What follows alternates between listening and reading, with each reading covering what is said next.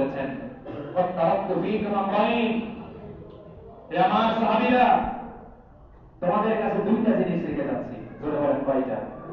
রাসূলের শেষ কথা ছিল কয়টা জিনিস রেখে যাচ্ছে? রাসূল বলেন নাই সম্পদ রেখে যাচ্ছে, সন্তান রেখে যাচ্ছি, আমার মেয়েদেরকে রেখে যাচ্ছি, দেখে শুনে বিয়ে দিয়ে দিও, এ কথা রাসূল বলেন নাই। রাসূল বলেছেন তারাক্তু ফীকুম আমরাইন, তোমাদের জন্য দুটো জিনিস রেখে যাচ্ছি।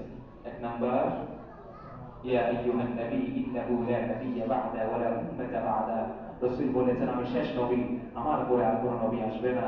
ওয়াসাল্লু খামসাকুম, পাঁচ ওয়াক্ত নামাজ মনোযোগ সহকারে পড়বে।